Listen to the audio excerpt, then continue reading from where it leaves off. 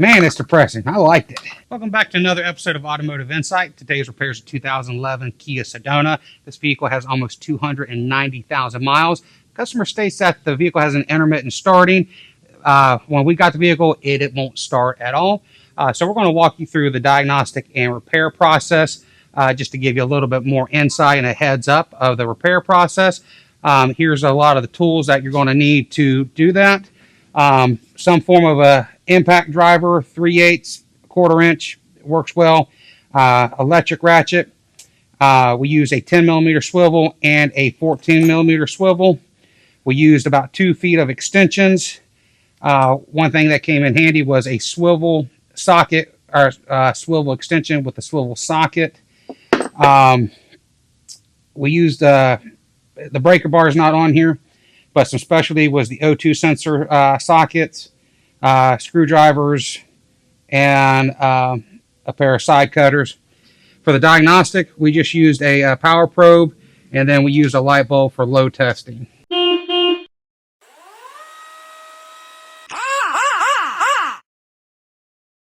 All right, so this is what's happening is you go to start it.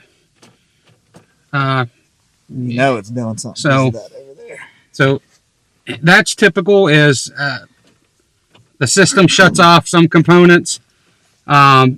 Usually if it's a dead battery situation, everything tends to flash, flicker, and sort of rapid clicking. We're not getting any kind of sound out of the starter at all. So we'll move on to the next item. Before we get started onto the starter, we're just going to spin the motor over by hand, just in case the starter didn't get burned up trying to start it. I know this motor isn't locked up, but it is a good habit to do. No, I'm just kidding. All right, motor spins over freely. All right, so instead of getting overly complicated in the diagnosis with this starter issue, is this is a little bit older. They still have a starter relay that is accessible under the hood. So we're going to go there, and we are able to pretty much cut the circuit in half. We can make sure everything from the relay back to the ignition switch is good, and then we can also check some towards the starter without physically getting to it.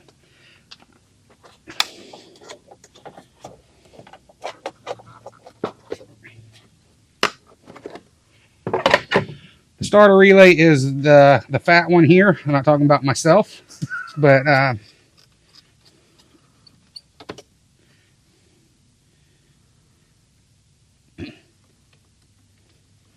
well, I guess before you can pull it out, you just physically feel it clicking, and that can help determine if the control side of the relay is working also.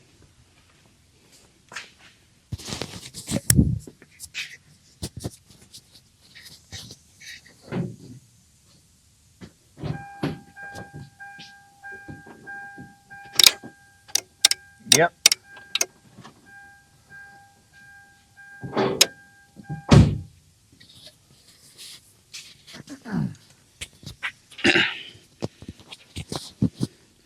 All right, so the relay's clicking. That verifies that the 8586 circuit on the relay is working. So you're getting your start signal from the ignition switch, and so that eliminates half of that. So now we're going to check and see if we got power for the switch side. I think it's 30 and 87. And the numbers I'm talking about are on the bottom of the relay, and there's usually a diagram on it somewhere. Aftermarket relays usually don't. It also has the numbers on the bottom.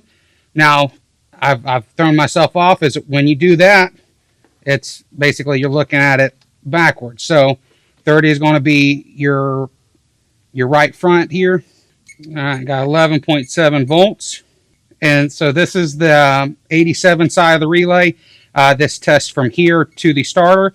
All this means is that the circuit isn't open. So even though the circuit can be complete, doesn't mean the starter will work, which is probably what the situation is. All right, with the power probe, you can energize it, and it's one way to try to eliminate any other circuit issue. So, but we're not getting any different reaction out of the starter than with the ignition switch. So now, next step is to go directly to the starter. Next, we're going to remove this lower cover here. There's about 6 plastic clips and 3 10mm bolts.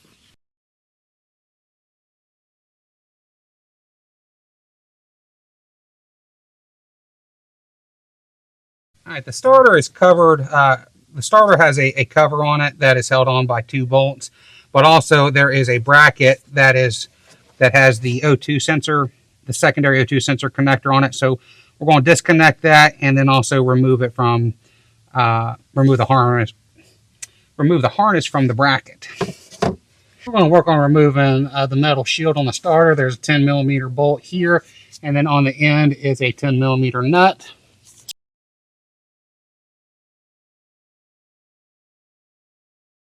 So there's 3 bolts holding the metal shield on. We've got the 2 bottom ones, and there's 1 more up top that was holding the O2 sensor harness.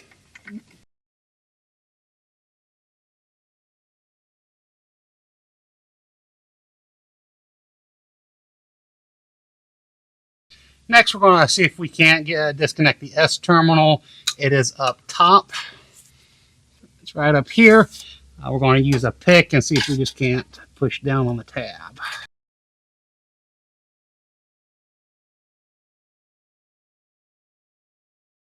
Test. I've got someone in the vehicle using the key. Go ahead and try and start it. Well, that's nice and bright. So from this point on, the starter is faulty. So next we're going to work on getting that out of here. All right, next we're going to disconnect the negative terminal on the battery. It is a 10mm.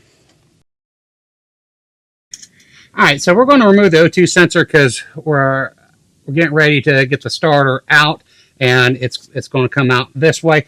The O2 sensor is stuck in there. So we're going to use a torch to heat this up. I'm not going to film this because I can imagine the comments now, as much as the welders and how critical they are. I was like, oh, you aren't using the right flame to heat that up. So anyway, we're going to get this red hot and then get it out of there.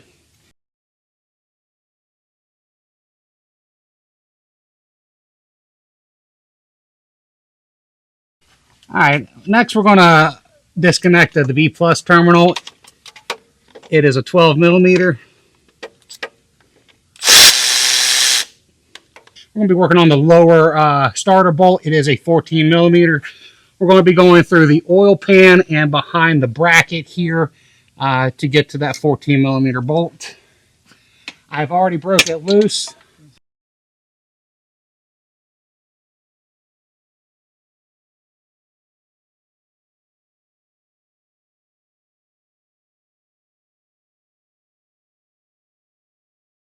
Who said you can't have too many extensions? So we are going through the cradle bracket here to get to that upper 14mm bolt. We do have about 2 feet and a 14mm swivel.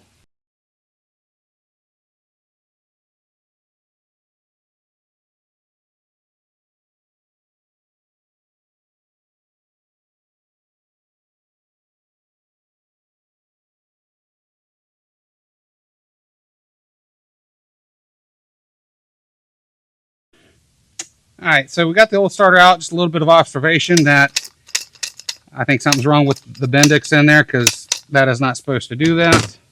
This is the remanufactured unit. That wasn't even what was wrong on the car.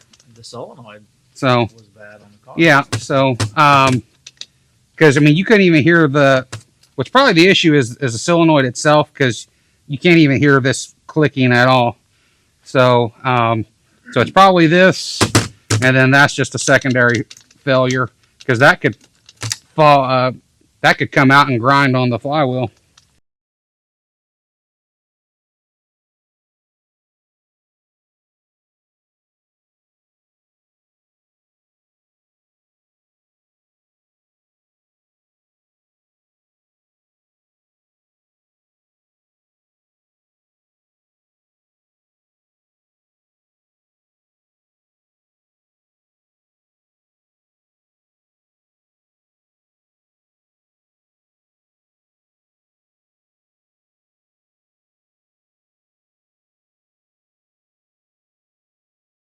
So for this section, I have a wobble extension and a wobble socket That kind of gives you that little extra angle to get to that upper bolt, because it's really hard to get it fully seated into the socket. I got both the starter bolts tightened down. I tightened the upper one first. Well, I got them both started. I tightened the upper one first, and then I tightened the lower one. I'm not going to provide the torque specs because using swivel sockets and extensions, just Guten tight works for this. So next we're going to get the B plus terminal on and the S terminal connector.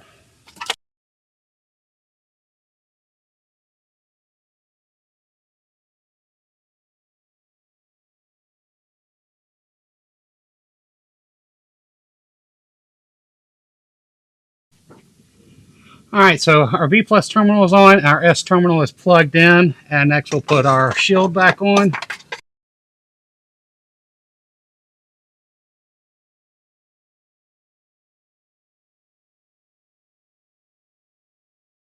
The upper bolt had the bracket, so we'll reinstall that.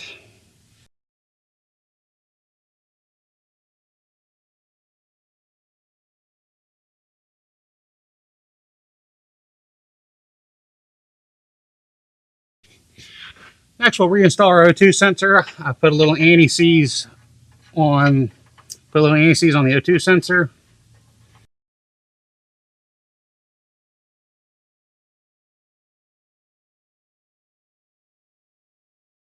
I know we took it off from up top, but we can also do this from the bottom. We'll put our O2 sensor harness back in place and reconnect it. All right, we're going to reconnect the battery. All right, go ahead and see if it starts. All right, that works.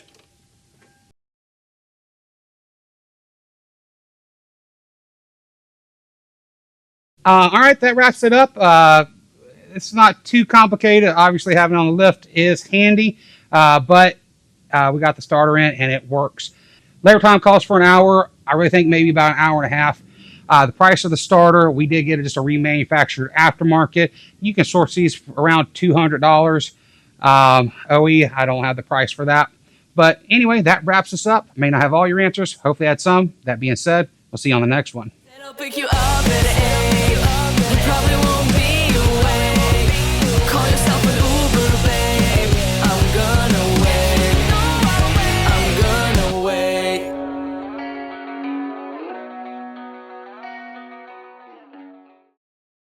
Like was he hallucinating it, or was it real?